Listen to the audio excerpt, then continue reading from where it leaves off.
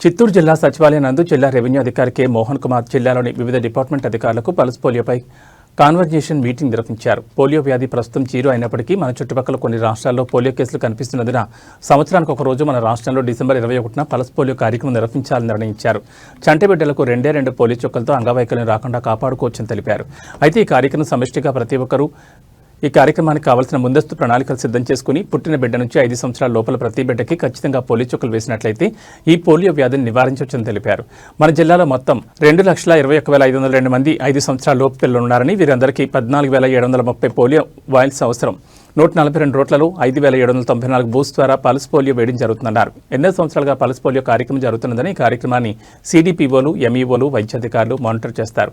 ఈ పోలియో బూత్లలో ఎంఎల్హెచ్పీలు, ఆశాలు, అంగన్వాడీ కార్యకర్తలు ఉంటారు. ఈ కార్యక్రమం 3 రోజుల పాటు జరుగుతుందని, తొలి రోజు బూత్ నందు, 2వ రోజు, 3వ రోజు ఇంటి నందు ఎక్స్పీ మార్క్ చేస్తూ మిగిలిపోయిన వారికి వారి ఇంటి వద్దనే పోలియో చుక్కలు వేస్తూ ఏ ఒక్క బిడ్డ తప్పిపోకుండా కార్యక్రమం జరుగుతుందన్నారు. ఈ కార్యక్రమాన్ని అందరు అధికారులు పకడ్బందీగా నిర్వహించి పోలియో లేని సమాజాన్ని నిర్మిద్దామన్నారు. ఈ కార్యక్రమంలో doctor DT Sudharani, DIO doctor Hanumantharao, doctor Venkataprasad, DRDA PD Sridevi మరియు జిల్లాలోని ఇతర అధికారులు పాల్గొన్నారు.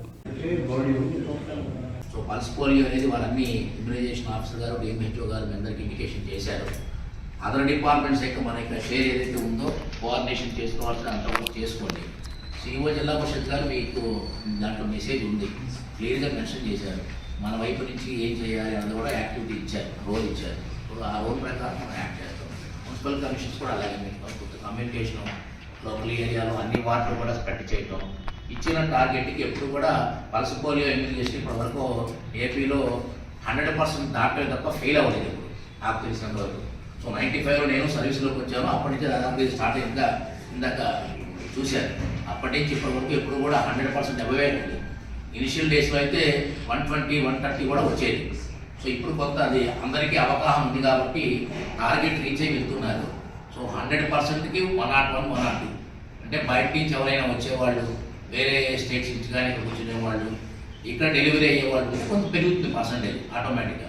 సో అది ఆ లెక్క ప్రకారం మనకు ఇచ్చినటువంటి టార్గెట్ ఏదైతే ఇచ్చారో ఈ 2,21,000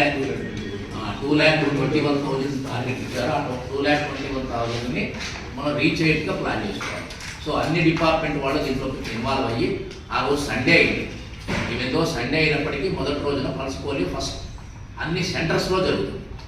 అదే మిగిలిన 2 రోజులు కూడా డోర్ టు డోర్ క్యాంపెయిన్ వాళ్ళ వ్యాక్సినేటర్తో వెళ్ళి వేస్తారు. సో అందరికీ మనకు అవగాహన ఉంది. మన పాస్ట్ 30 years బట్టి జరుగుతున్న కార్యక్రమం ఇది. ఇప్పటికీ మనకి దాంట్లో పల్స్ పోలియోలో మనం 100% ఎక్కడా కూడా దాన్ని ఏమంటారు pulse polio free.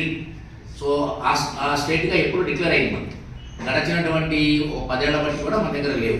2011 last. So 2011 ఇప్పటికి 14 ఏళ్ళు దాటిపోయింది. వరకు మన ఇండియాలో లేదు. 2008 ఆన్వర్డ్స్ ఏపీలో లేదు. సో ఏపీలో లాస్ట్ కేసు 2008 అంటే సుమారుగా 17 ఏళ్ల బట్టి మన దగ్గర జీరో. సో అది మెయింటైన్ అవుతూ ఉంది. సో కొన్ని చోట్ల ఎక్కడైనా సరే హై రిస్క్ సంబంధించిన సందర్భాల్లో కనుక ఉంటే అది ఇబ్బంది అవుతున్న ఉద్దేశంతో ప్రతి సంవత్సరం కూడా మనం తప్పనిసరిగా నిర్వహిస్తున్నాం. ఇప్పటికి వారు చెప్పారు 74 రౌండ్లో 72 రౌండ్లో పూర్తి చేసేవారు. అంటే ఇంతకుముందు పీక్గా ఉన్న టైంలో సంవత్సరానికి 3 సార్లు 4 సార్లు కూడా స్పెషల్ ఇమ్యూనైజేషన్ క్యాంప్స్ పెట్టి ఉండొచ్చు. సో అందువల్ల ఇప్పటికి 72 రౌండ్లు అయినాయి. 30 సంవత్సరాల పైచిలకి అయింది. 1995 అంటే దాదాపుగా ఇప్పుడు 30 ఏళ్ళు. సో ఈ 30 ఏళ్ల కాలంలో 72 సార్లు అంటే 2 సార్లు 3 సార్లు కూడా జరిగింది ప్రోగ్రామ్. సో ఈ మధ్య కాలంలో మనకి ఫ్రీ అయింది కాబట్టి సంవత్సరానికి ఒకసారి మాత్రమే మనం చేస్తున్నాం. సో ఈ సంవత్సరానికి ఒకసారి చేసినప్పుడు కూడా ఐడెంటిఫై చేసుకొని ఎక్కడైతే కొంచెం హై రిస్క్ ఉందనిపిస్తుందో, అంటే నోమడిక్ పీపుల్ వాళ్ళు యాక్చువల్గా హాస్పిటల్స్కి రారు, సంచార జాతులకు సంబంధించిన వాళ్ళు, లేదా ఎక్కడైనా సరే ట్రాన్స్పోర్టేషన్ విడిగా పనిచేసుకుంటూ ఆ స్టేట్లో ఈ స్టేట్లో పనిచేసుకుంటూ తిరిగే వాళ్ళు, వాళ్ళకి గతంలో కూడా వచ్చినపోవచ్చు. అలాంటి వాళ్ళు హై రిస్క్ కింద భావించి వాళ్ళని కూడా జాగ్రత్తగా చూడాల్సిన పని ఉంది దీంట్లో. సో పల్స్ పోలియో అనేది నేషనల్గా మనం చేసేటువంటి పెద్ద ప్రోగ్రామ్ కాబట్టి డిపార్ట్మెంట్ ఆఫ్ మెడికల్ హెల్త్కి సంబంధించిన దాంట్లో అన్ని డిపార్ట్మెంట్లు ఇన్వాల్వ్ అయ్యి 100% అచీవ్ చేయాలి. సో దీనికి ఎక్కడ కూడా దీనికి సంబంధించిన విషయాలను తెలుసు, నేను చెప్పక్కర్లా.